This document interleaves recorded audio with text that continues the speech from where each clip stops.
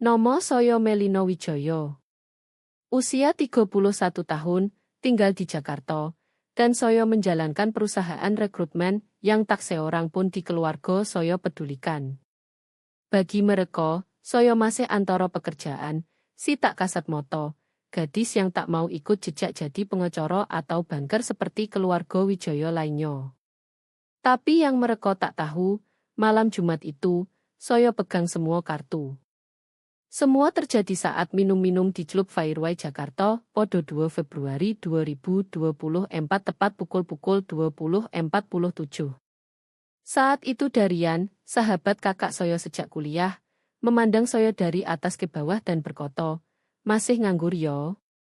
Enak banget hidup dari duit popo." 3 jam kemudian, akses bagi mereka ke gedung dicabut, termasuk kakak saya Budi dan 4 teman sekolah bisnis mereka. Kenapa? Karena mereka semua kerja di perusahaan saya. Keluarga Wijaya memang selalu soal penampilan. Besar di rumah mewah Pondok Indah, saya belajar cepat bahwa sukses berarti ikut skrip. Kuliah bergengsi, naik jabatan korporat, jadi anggota klub sosial, menikah dengan orang seambisius. Kakak saya Budi jago main skrip itu. Lulusan universitas ternama, jenius keuangan, menikah muda dengan laras dari keluarga yang tepat. Saya beda, lebih pendiam, lebih pengamat, yang mendengar sementara orang lain bicara. Melino lagi cari jati diri, koto ibu saya di acara amal, senyumnya kaku sambil cepat ganti topik ke promosi terbaru Budi. Yang tak mereka pahami, saya sudah menemukan jati diri dengan baik. Sementara mereka sibuk mengabaikan saya bangun sesuatu sendiri. Semua dimulai 6 tahun lalu setelah ketiga dari perusahaan yang lebih hargai koneksi daripada kompetensi.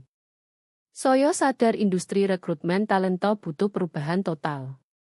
Saya punya tabungan dari nenek, satu-satunya yang pernah percaya pada saya, plus rencana bisnis yang bikin saya begadang 3 malam berturut-turut.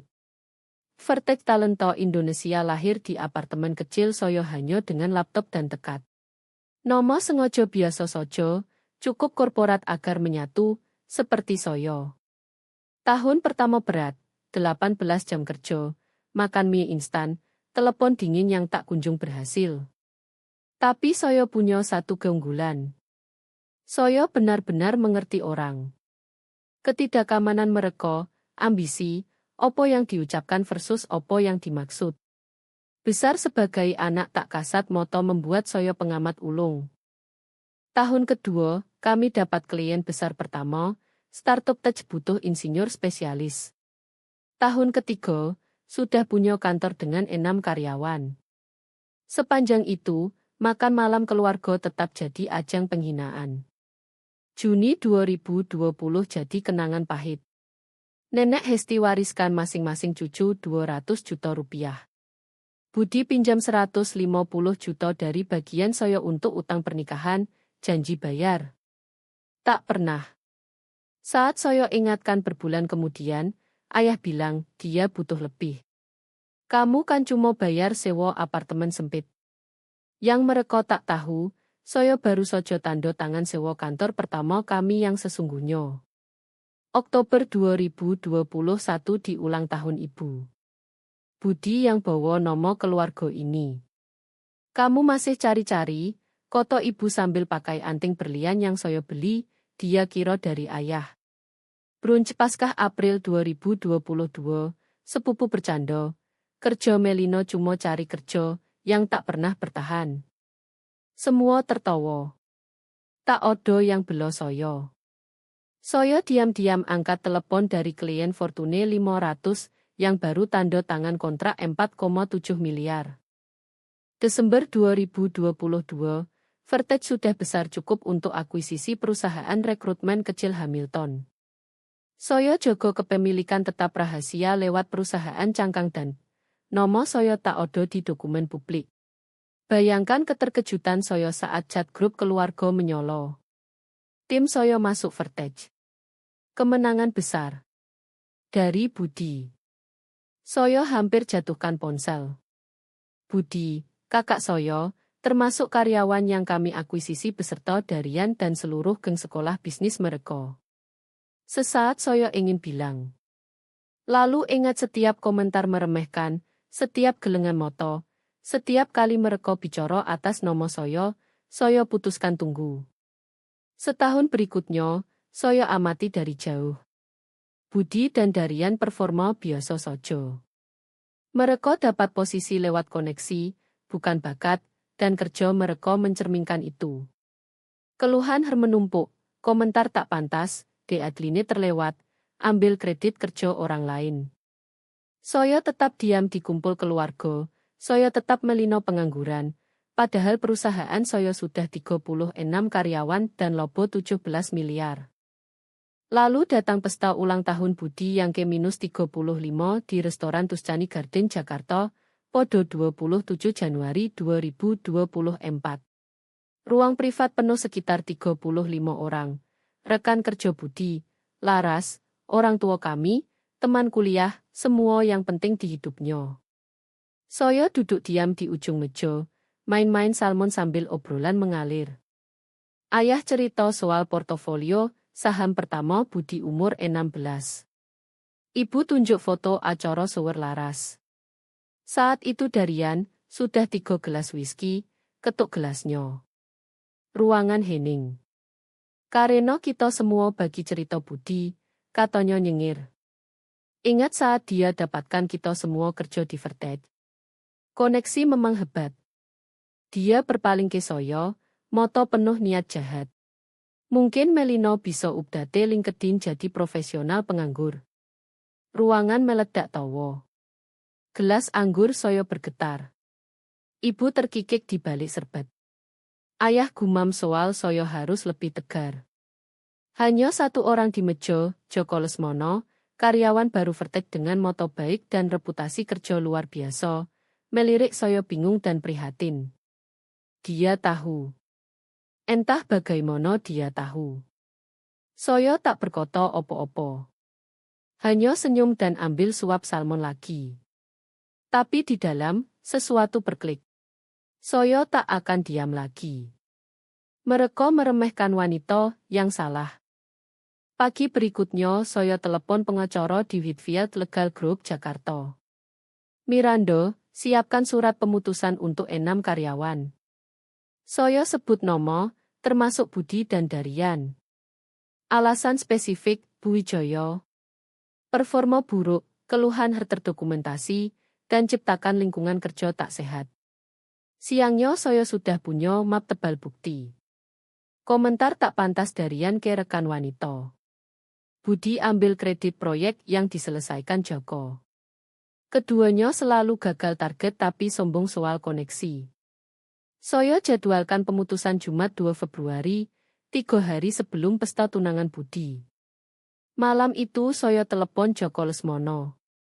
Saya lihat wajah Ando di pesta kemarin, kata saya. Ando tahu kan? Diam sejenak. Saya curiga struktur perusahaan cangkang itu cerdas, tapi saya tangani due diligence saat perusahaan Lomo diakuisisi Hamilton, lalu Musin dicate Holdings. Dan Ando tak pernah bilang. Bukan tempat saya ungkap strategi orang lain, Bu Wijaya. Saya langsung suka dia. Saya butuh orang yang bisa dipercaya. Bagaimana kalau promosi jadi deamleat? Saya terhormat, tapi boleh tanya apa yang terjadi.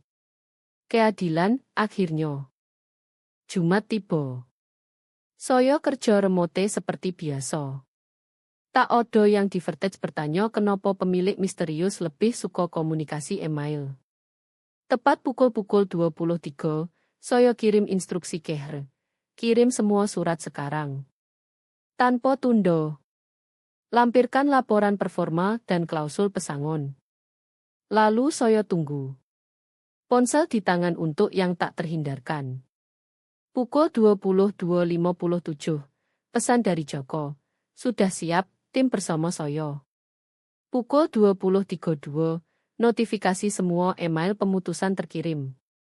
Pukul 20.37, telepon pertama dari Budi. Saya tolak. Pukul 20.38, dari Darian. Tolak. Pukul 20.39 dari Ayah. Tolak. Pukul 23.13, pesan Budi. Opo apaan ini? Odo yang hack email perusahaan. Pukul 23.17 dari Darian. Ini omong kosong. Siapa sih yang jalankan tempat ini? Saya tersenyum dan matikan ponsel. Besok pesta tunangan dan saya punya dress hitam untuk disiapkan. Ballroom Hotel Grand Plaza Jakarta berkilauan dengan gelas campakne dan pakaian desainer saat saya tiba pukul 19.42 malam berikutnya. Saya pilih dress hitam tailored, sepatu hak velvet navy, dan keyakinan tenang orang yang pegang 4 kartu as. Di dekat tower campakne, Budi sedang berkuasa, tangan melingkar pinggang laras.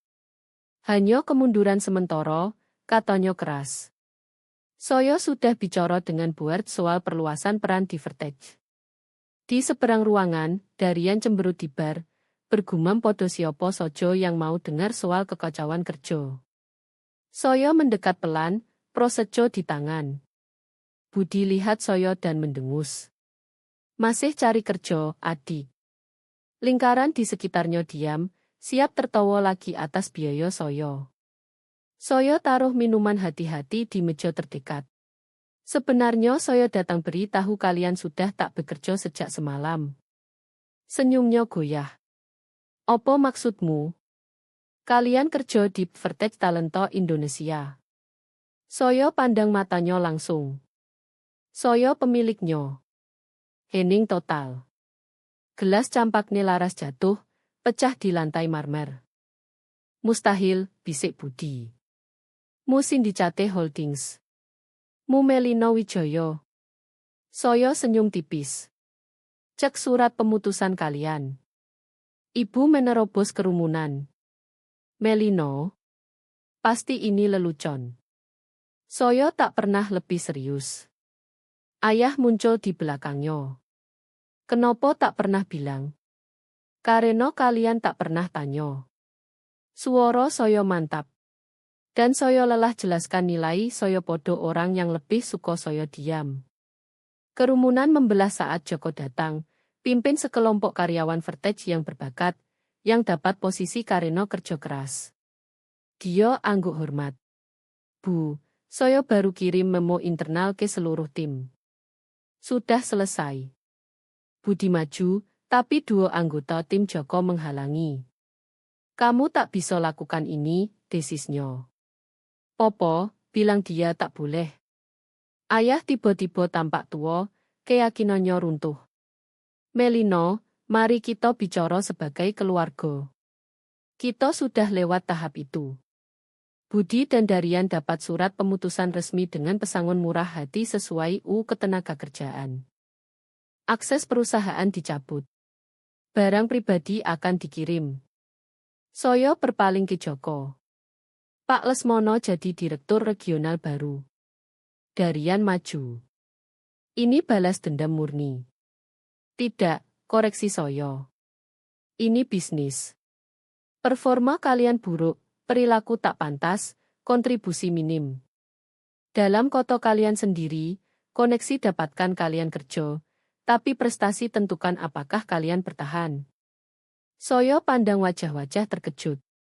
Saya bangun Vertex dari nol sementara kalian sibuk abaikan saya.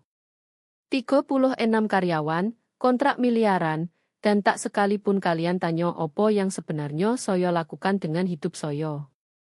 Laras maju, moto lebar. Donasi anonim ke Golo Amal saya tahun lalu, 500 juta. Itu kamu. Saya angguk. Nikmati renovasi baru kamu, Laras. Ibu berbisik. Kenapa rahasia dari kami? Kami keluarga. Apakah kami? Karena keluarga tak saling hina untuk olahraga. Keluarga tak anggap mimpi sebagai khayalan. Keluarga bertanya dan dengar jawaban. Saya ambil tas. Saya odo meeting pagi besok. Vertex tawarkan kontrak pemerintah senilai 8 miliar. Nikmati pestanya. Saat saya berjalan ke pintu keluar, tim Joko ikut di belakang. Di luar udara Februari sejuk, mereka angkat gelas. Untuk Ceo tak terlihat, kata Joko. Saya senyum tulus kali ini. Untuk diremehkan, itu senjata rahasia saya. Keesokan paginya duet marah darian viral. Dipecat karena culture fit. Dia rencanaan ini gila.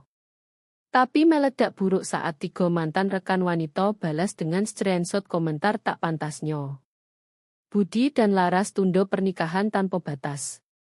Menurut sepupu, satu-satunya keluarga yang masih saya bicara, mereka sedang evaluasi ulang tujuan pernikahan. Ibu coba atur Zoom keluarga untuk bersihkan udara. Saya tak datang. Ayah kirim surat tulis tangan yang mulai dengan pembelaan, dan akhirnya tampak penyesalan tulus. Saya tak pernah lihat kamu karena tak pernah melihat. Kegagalan itu milik saya saja. Terlambat, tapi dicatat. Vertage maju di bawah kepemimpinan baru. Joko buktikan mitra yang saya butuh. Etis, brilian, dan tak pernah meremehkan siapapun. Majalah bisnis Indonesia muat feature Ceo tak terlihat. Kenapa saya diam sampai waktunya? Server mereka ceras 2 kali. 3 bulan setelah pengungkapan pesta tunangan, saya beli rumah mewah di kawasan Puncak Bogor dengan cas 30 miliar dan donasi 250 juta ke Yayasan Perempuan Pendiri Usaha. Saya undang hanya satu keluarga ke housewarming, Bibi Rino, adik nenek Hesti, yang selalu tanya pertanyaan nyata tentang hidup saya. Dia angkat gelas. Hesti pasti bangga sekali. Mungkin suatu hari saya rujuk dengan orang tua. Mungkin Budi tumbuh dari pengalaman ini. Mungkin tidak. Tapi saya tak lagi tunggu persetujuan mereka atau hidup di bayang-bayang.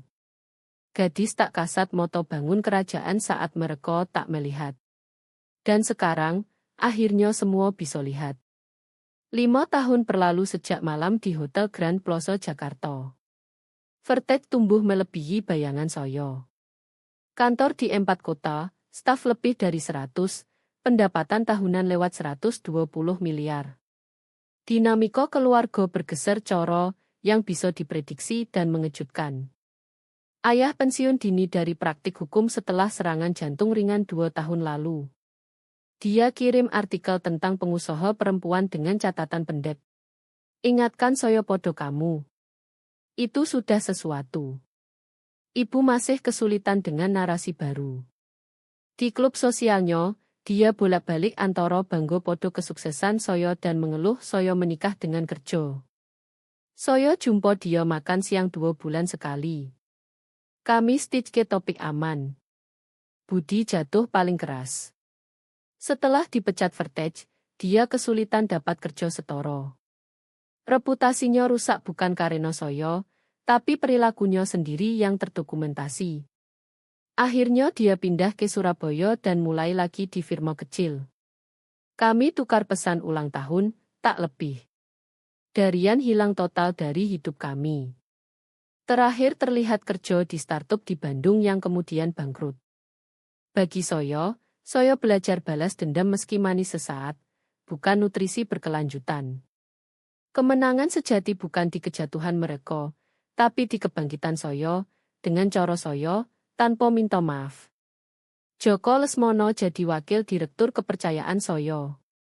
Dan akhirnya lebih dari itu, kami menikah musim semi lalu di upacara kecil di pantai. Tak ada drama keluarga, hanya orang yang benar-benar saling dukung. Ironi tak hilang dari saya bahwa saya sekarang capai semua yang orang tua inginkan. Sukses, pengakuan, bahkan pernikahan, tapi di jalan yang tak pernah mereka setujui. Kadang jalan benar terlihat salah bagi semua kecuali diri sendiri. Malam ini saya duduk di teras rumah puncak, air danau tenang memantulkan bintang. Ponsel bergetar dengan pesan asisten soal meeting besok. Satu dari Joko bilang pulang malam. Dan satu lagi tak terduga. Budi dapat kerja. Terima kasih referensi. 3 minggu lalu dia telepon pertama kali bertahun-tahun, Suara rendah, minta saya jadi referensi posisi yang dia lamar. Saya yang dulu mungkin nikmati bali peran, buat dia gelisah. Tapi saya beri penilaian jujur. Kakak saya, meski punya salah, pintar dan mampu kalau dia kerja tanpa jalan pintas. Kalau dia lakukan kerja bukan jual nomo keluarga. Majikan barunya telepon, saya adil, bahkan murah hati. Bukan karena lupa masa lalu, tapi karena saya tak lagi didefinisikan oleh itu. Jauh tak kasat mata kini terlihat jelas oleh orang lain dan lebih penting oleh diri sendiri.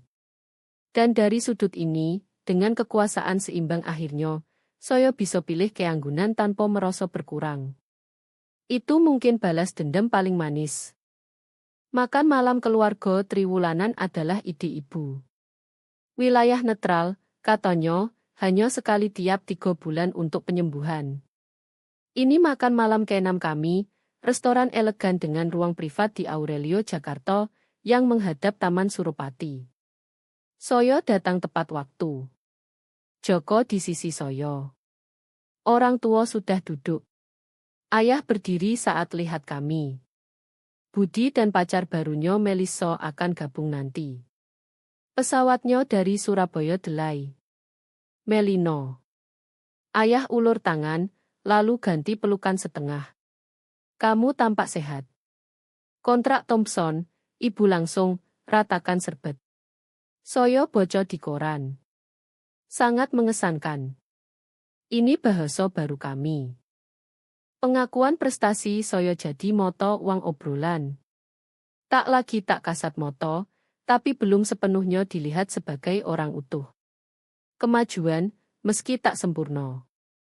Joko remas tangan saya di bawah meja saat kami duduk. Dia paham kompleksitas makan malam ini, ketegangan tak terucap. Tarian hati-hati sekitar topik tertentu, usaha dari semua pihak. Bagaimana pensiun, Pak Rudi? Tanya Joko, pandai alihkan fokus. Saat mereka bahas handicap golf dan kerja sukarela, saya amati ibu di seberang. Dia tampak lebih tua, lebih rapuh, masih berpakaian elegan, masih tenang sempurna, tapi kepastiannya hilang. Dia tangkap saya lihat dan beri senyum ragu. Bibi Rino bilang kamu pertimbangkan ekspansi ke Eropa. Saya angguk. London dulu, mungkin Frankfurt. Saya masih punya kontak di Harrington International dari masa penggalangan dana. Ini baru, tawaran koneksi bukan pertanyaan kemampuan saya. Mungkin saya ambil tawaran itu, kata saya. Sommelier datang dengan Wine sambil jelaskan vintage. Ponsel saya bergetar. Sekilas pesan dari Direktur Operasi. Bloomberg minta wawancara soal Dale Thompson. Selasa jam 10. 5 tahun lalu saya sembunyikan pesan seperti itu dari keluarga. Yakin mereka remehkan prestasi. Kini saya balas confirmed dan kembali ke obrolan. Bloomberg, ibu tanya, perhatikan. Permintaan wawancara. Saya simpan ponsel. Soal akuisisi baru. Dia angguk, dan saya lihat sesuatu di wajahnya. Kebanggaan mungkin, atau pasrah podo tatanan baru. Appetizer datang saat Budi dan Melissa masuk. Kakak saya tampak beda, lebih kurus, kurang mengkilap. Surabaya hilangkan kilau Jakartanya. Jas desainer ganti dasar berkualitas. Kepercayaan palsu ganti sesuatu lebih membumi. Maaf telat, katanya, cium pipi ibu lalu berpaling ke saya. Melino, Joko. Angguk hormat kalau bukan hangat. Melissa kejutan, profesor ilmu lingkungan dengan moto cepat dan tak tertarik dinamika keluarga. Dia tanya cerdas soal inisiatif sustainability vertech sementara Budi ngobrol dengan ayah. Di tengah hidangan utama, Budi bersihkan tenggorokan. Saya punya kabar. Semua moto ke dia. Saya ditawari jalur partnership. Orang tua berbinar. Ibu raih tangannya. Luar biasa. Selamat, kata saya, sungguh-sungguh. Kamu pantas. Matanya bertemu mata saya, akui penekanan podo pantas. Terima kasih. Mulai dari nol memang pencerahan, bangun tanpa jalan pintas. Subteks tak hilang bagi siapa pun di meja. Kedua anak saya, ayah angkat gelas, sukses dengan cara sendiri. Apakah imajinasi saya atau dia pandang saya dengan penekanan khusus podo koto terakhir? Saat dessert disajikan, obrolan ke topik aman. Publikasi Melissa, turnamen golf amal Joko, rencana orang tua ke Portugal. Suasana tak sepenuhnya santai, tapi sopan, bahkan menyenangkan di saat-saat. Saat keluar, ibu tahan saya, biarkan yang lain maju. Melino, katanya pelan, saya ingin tanya, apakah kamu pertimbangkan maksud saya? Saya host panel diskusi Women's Foundation bulan depan soal pengusaha perempuan. Mau bicara? Saya pelajari wajahnya, cari sudut, agenda tersembunyi. Tapi yang saya lihat hanya ketidakpastian, kerapuhan, bahkan dari Sinta Wijaya. Ini tak pernah terjadi. Saya perlu cek kalender, koto saya hati-hati. Tentu, dia angguk cepat. Cerita kamu luar biasa, dan saya dia berhenti, telan ludah. Saya seharusnya lihat lebih cepat. Odo yang bergeser antara kami saat itu. Bukan pengampunan persis, tapi kemungkinan. Kirim detailnya, koto saya. Saya coba sesuaikan. Di mobil pulang, Joko amati saya proses malam. Kamu baik-baik. Saya pandang sekiline Jakarta, lampu pantul danau. Aneh. Dulu saya hanya ingin pengakuan mereka.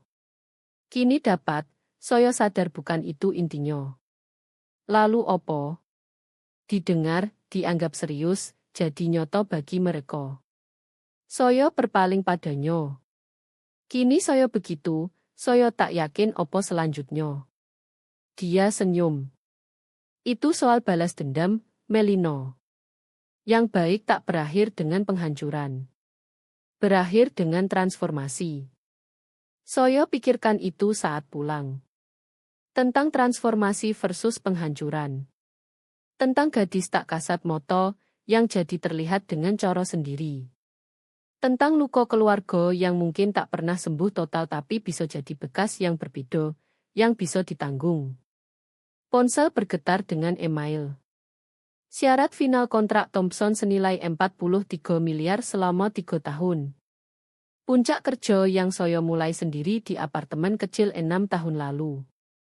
Saya pandang Joko, lalu malam Jakarta, yang terbentang.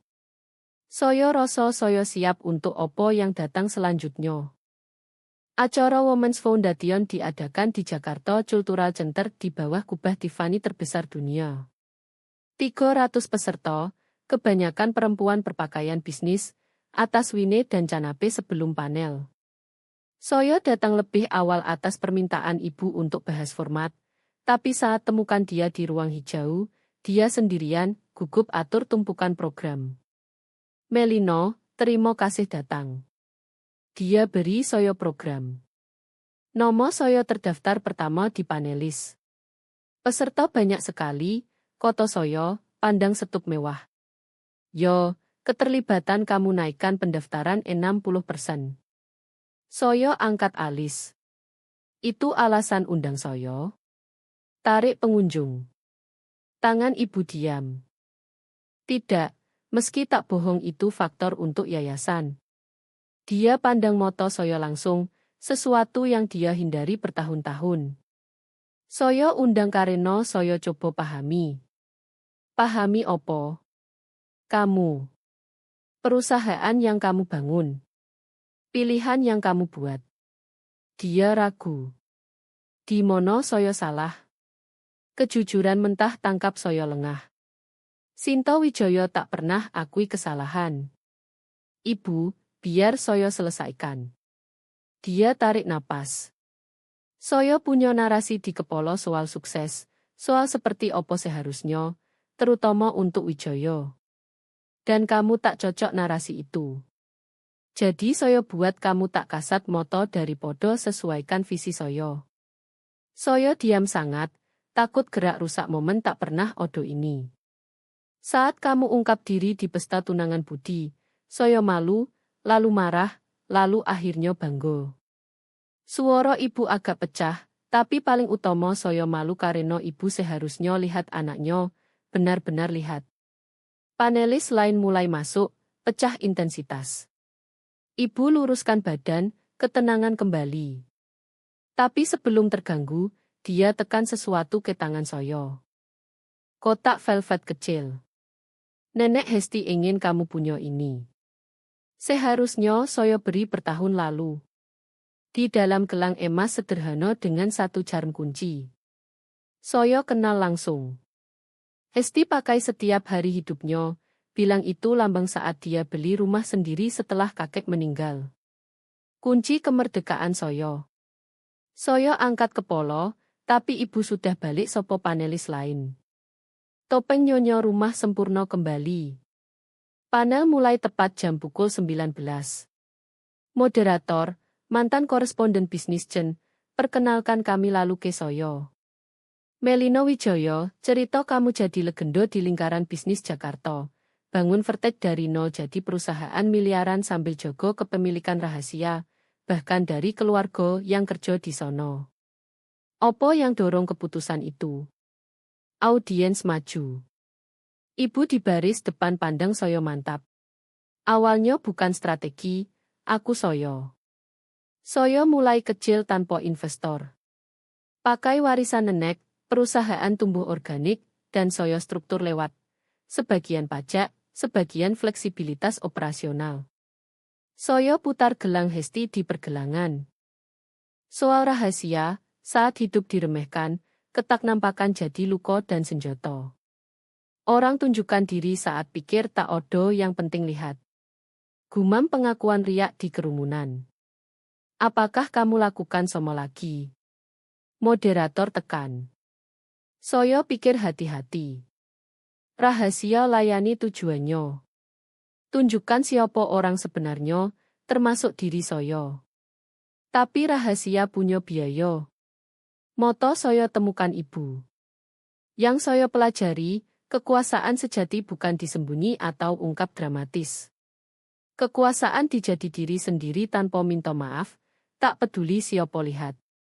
Diskusi lanjut 1 jam bahas tantangan dono sampai budaya perusahaan.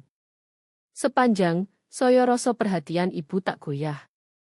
Setelahnya, di resepsi, perempuan antri bicara dengan saya. Pendiri cari nasihat, eksekutif tawarkan partnership, lulusan muda tanya internship. Saya lewati mereka metodis sampai suara familiar di belakang. Mereka lihat kamu sekarang. Saya balik, ibu pegang 2 gelas campakne, tawarkan 1.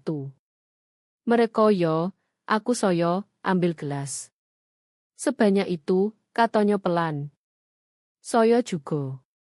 Kami berdiri diam, pandang kerumunan, tak sepenuhnya nyaman, tak sepenuhnya rujuk, tapi odo bersama coro yang tak odo puluhan tahun. Gelang nenek Hesti, koto saya akhirnya. Kenapa sekarang? Dia minum campakne sebelum jawab. Karena saya akhirnya paham kenapa dia wariskan ke kamu bukan saya. Senyum kecil. Dia lihat kamu sebelum kami semua. Malam itu saya duduk di home office, gelang di meja tangkap cahaya. Joko temukan saya pandang kunci Hesti. Acara bagus. Tak terduga. Saya cerita soal permintaan maaf ibu, gelang, wilayah baru aneh yang kami navigasi. Ini ubah segalanya, tanyanya. Saya tak tahu. Saya ambil gelang. Pengakuan bukan sama dengan paham. Pengenalan bukan sama dengan hubungan. Tapi ini awal. Saya anggu pelan. Awal. Pagi berikutnya Joko antar saya ke kantor Vertek di pusat kota lebih awal biasa. Gedung hampir kosong, hanya security dan beberapa yang datang pagi. Saya naik lift ke lantai eksekutif di mana dinding kaca ungkap Skiline Jakarta bangun. 6 tahun bangun ini, 6 tahun buktikan diri saat diremehkan. 6 tahun ubah ketak nampakan jadi kekuatan. Asisten saya tiba jam pukul 7.30, kaget lihat saya sudah odo. Meeting pagi. Tidak. Saya beri map. Inisiatif baru. Saya mau pendapatmu. Dia buka, alis naik saat bocor. Yayasan Hesti Wijaya dukung pengusaha perempuan dari latar belakang kurang mampu. Pendanaan awal 30 miliar. Kami struktur sebagai entitas terpisah dari Vertej, tapi dengan sumber daya dan koneksi mentorship. Ini signifikan. Saya angguk, sentuh jarum kunci di pergelangan. Diremehkan ajar saya ketahanan. Tapi tak ada yang harus berjuang sekeras itu hanya untuk dilihat. Akhir minggu itu saya kirim prospektus yayasan ke ibu dengan catatan singkat. Tertarik jadi anggota board? Koneksi ibu berharga. Balasan datang dalam 1 jam. Yo. Dan Melino, terima kasih sudah lihat saya. Bukan pengampunan persis. Tahun-tahun penghinaan dan diremehkan tak bisa dihapus dengan satu percakapan atau isyarat, tapi sesuatu lain. Pengakuan bahwa transformasi bekerja dua arah. Ketak nampakan yang dicapai ciptakan tanggung jawab dan kemungkinan baru. Jauh tak kasat moto sudah bangun kerajaannya. Kini saatnya pastikan orang lain bisa bangun milik mereka. Penawaran akuisisi datang Selasa pagi awal Oktober. 570 miliar untuk Vertej dengan bonus retensi karyawan kunci dan periode transisi 3 tahun dengan saya tetap jauh. Tawaran solid, Koto Joko, review syarat di home office kami. Lebih dari solid, mereka bayar premium. Saya angguk, pandang danau yang hari ini bergelombang. Mereka beli lebih dari perusahaan. Mereka beli cerita. Jauh tak kasat moto, Joko senyum. Masih bagus untuk pers. 7 tahun ubah Vertej dari kendaraan balas dendam rahasia jadi kekuatan industri sah. Cerita asal yang diungkap di majalah bisnis dan dielaborasi wawancara sejak jadi studi kasus sekolah bisnis. Jual rasanya seperti lepas yang kamu bangun, tanya Joko hati-hati. Pertanyaan adil. Vertej jadi pembuktian, bukti soyo. Tapi akhir-akhir saya gelisah, lihat lebih jauh. Sebenarnya mungkin rasanya kebebasan. Saya berpaling padanya. Yayasan Hesti Wijaya butuh lebih banyak perhatian dari Podo, yang bisa saya beri sambil jalankan Vertej. Dan odo ekspansi internasional, program mentorship baru. Dia angguk, paham. Jadi kita pertimbangkan. Kita pertimbangkan. Saya jadwalkan makan malam keluarga akhir pekan itu, bukan di restoran kali ini, tapi di rumah kami. Kumpul triwulanan sudah jadi hampir nyaman bertahun-tahun. Ayah bawa Wine. Ibu tanya pertanyaan bermakna soal bisnis. Budi, kini tinggal permanen Surabaya dengan Melissa, gabung video kalau tak bisa terbang. Kali ini saya ingin semua hadir fisik. Semua baik-baik, tanya ibu saat saya telepon dengan permintaan. Kedengarannya resmi. Semua baik. Hanya kabar yang saya mau bagi langsung. Sabtu malam tiba dengan cuaca musim gugur awal sempurna. Joko grill di teras sementara, saya siapkan samping di dapur. Orang tua datang pertama. Ayah bawa 2 botol wine favorit saya.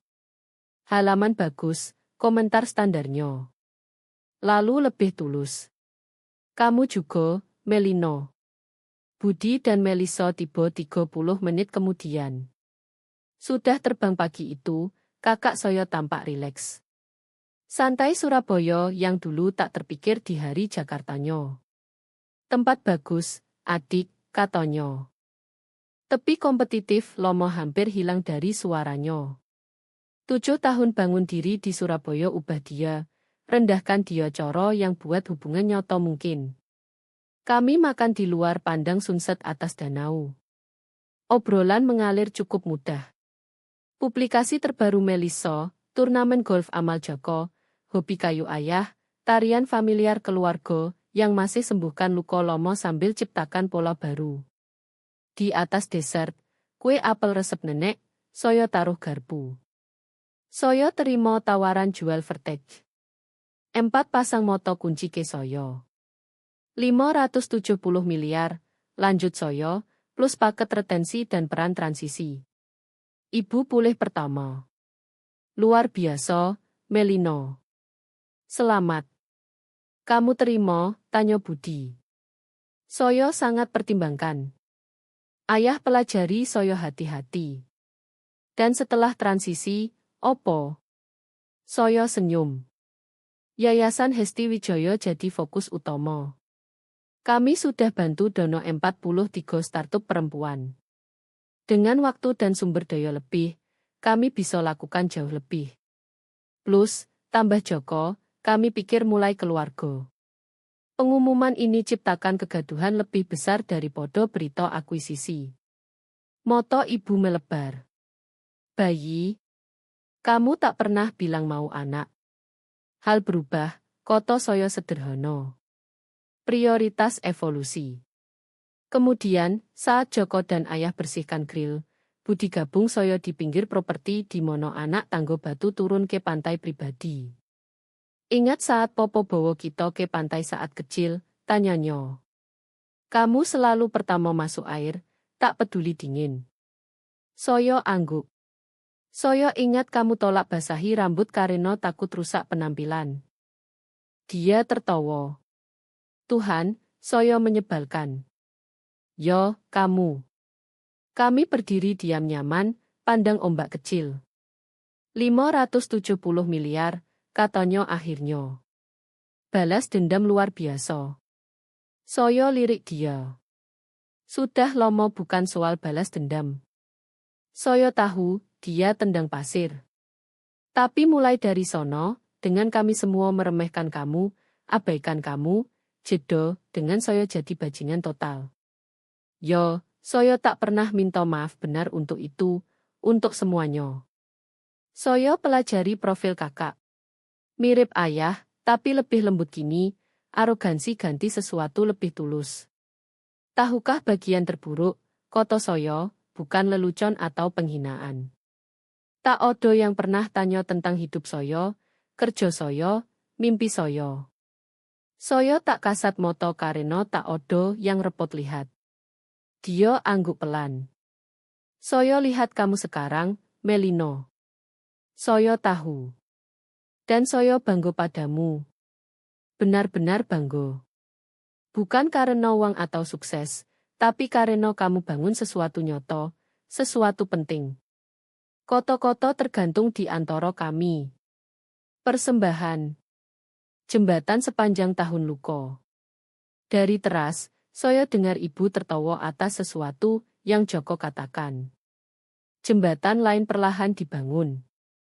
Jadi, koto Budi, ringankan nodo. Bayi yo. Berarti saya jadi paman keren yang monjo mereka. Saya senyum. Kita lihat saja. 2 hari kemudian saya tanda tangan letter of intent jual Vertex. 6 bulan setelah itu, deal tutup. Jauh tak kasat moto ubah jadi sesuatu lain sepenuhnya. Kekuatan perubahan yang terlihat, mentor, pendiri dalam arti lain. Di makan malam penutupan, dikelilingi pengacara dan eksekutif, saya minta diri sebentar, langkah ke balkon restoran, Jakarta terbentang di depan, kota di mana saya diremehkan dan diabaikan. Di mana saya bangun balas dendam lalu melampauinya. Saya sentuh jarum kunci di pergelangan. Warisan nenek Hesti, kini milik saya untuk diperluas ke orang lain. Ponsel bergetar dengan pesan dari ibu. Apapun yang datang selanjutnya, kami di sini benar-benar lihat kamu. Benar-benar bangga. Bukan sempurna, bukan lengkap, tapi nyoto. Jauh tak kasat moto sudah melangkah penuh ke cahaya dengan cara sendiri, dan temukan balas dendam terbaik bukan di kejatuhan siapapun, tapi di kebangkitannya sendiri, dan bantu orang lain bangkit bersamanya. Beberapa luka tak pernah sembuh total. Beberapa pola tak pernah benar-benar putus. Tapi transformasi mungkin.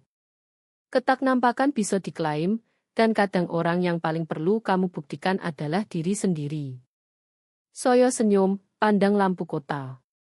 Gadis tak kasat mata yang bangun kerajaan saat mereka tak lihat sudah temukan sesuatu lebih berharga daripada balas dendam. Dia temukan dirinya.